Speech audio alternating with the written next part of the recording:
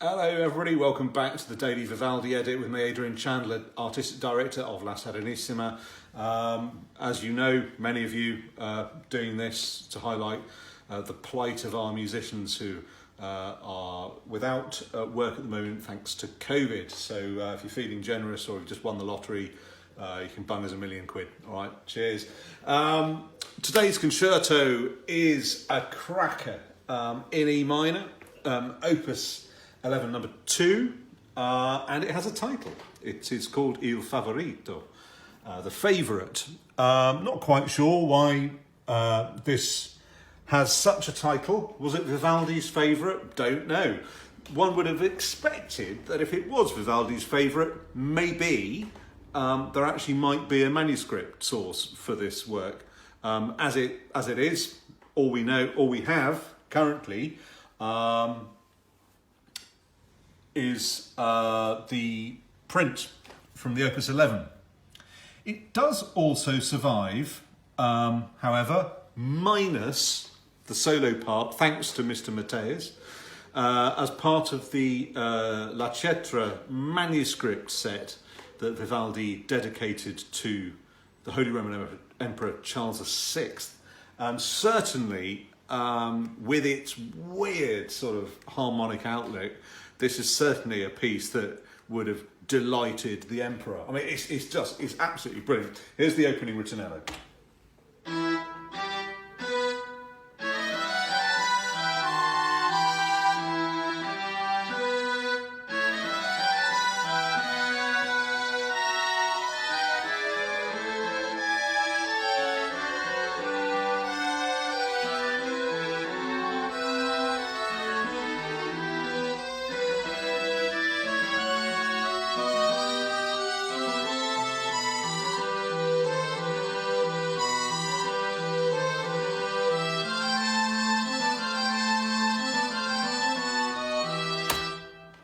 And certainly, I mean, if one thinks of other big E minor concertos, such as 278, that's an absolute cracker that we recorded for Venice by Night.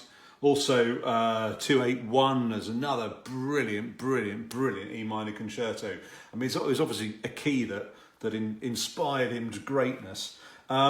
It's the whole concerto is sort of slightly twisted harmonically, and has a huge number of sort of seventh chords, diminished chords. I mean, it's all sort of all over the place. Here's the opening solo, which gives you a taste of what's to come.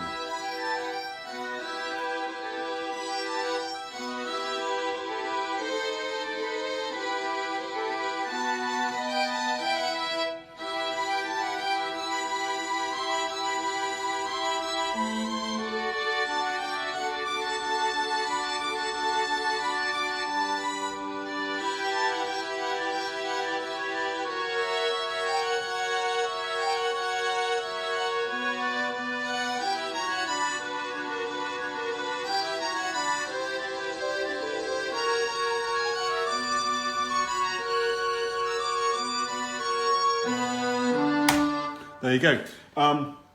It's for a printed concerto. It's massive, and to give you an idea, I mean most of the time for Vivaldi's printed concertos, you get, generally speaking, you get the first movement on a double page spread, then you turn over the page, and you have the slow movement, and then the last movement together on a double page spread. Because it's so long, this piece, they couldn't do that here, and also, I mean, they also had the chance to increase the number of staves. There are 14 staves on these pages, about as many as you can get, and what they've had to do is, because the second movement itself is so big, it almost takes up a whole page, that because they know that their customers would obviously need to turn the page in the middle of a movement, so they had to leave that bare. And if you think about the price of paper, I mean, these were expensive to buy, not like nowadays where you can sort of knock them out for £5 a piece. But I mean, they were really expensive to buy. So to have the luxury of having a blank page is quite unusual. And then the last movement itself sits on a double page spread. But not only that, if you look at the end, often with Vivaldi concertos, particularly when you go a little bit later, he'll just say, he'll get to the end of the last solo and then say, okay, go back to the top and finish at the fermata sign, or go back to the sign. He sort of uses a hashtag symbol and finish at the fermata sign, because the engravers, I mean, and they, believe you me, they cram a huge amount of music onto each page. They didn't have room for the last ritornello, so they've had to do basically what Vivaldi would have done in his manuscript. So he says da capo, back to the sign, back to there, and then finish at the fine sign. So there you go. It's the slow movement is very, very, very beautiful, scored as it is for just upper strings and solo violin.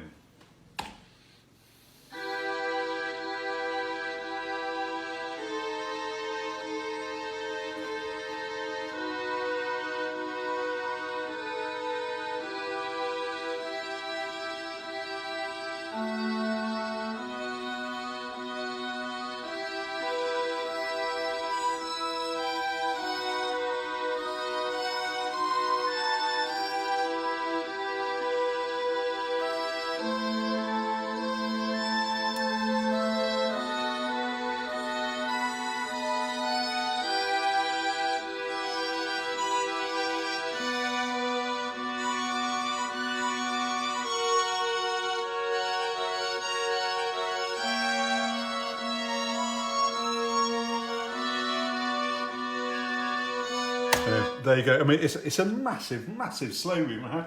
How many bars is it in total? It's over 60 bars. I mean, generally, Vivaldi's slow movements, okay, it's more usual that they're in common time. They sit sort of around about 30 bars, 35 bars maybe, but 60, wow, is really big. And then you finish the last movement, again, does pretty much what the first movement does in terms of harmonies.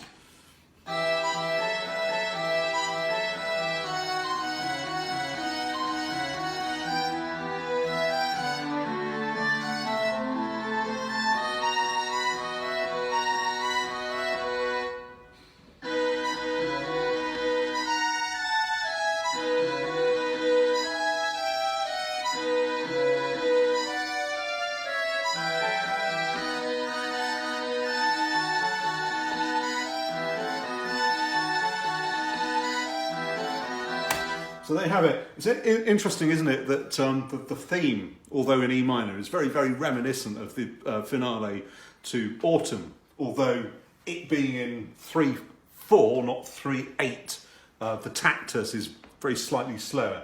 Yeah, I mean, what a piece. It's got some tricky moments in it as well for the fiddle.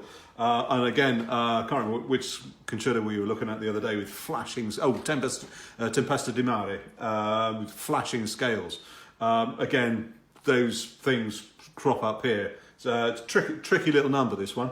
And I think it's going to get a 10, aid rating of a 10. So there you go. Tomorrow we're looking at 285. See you then.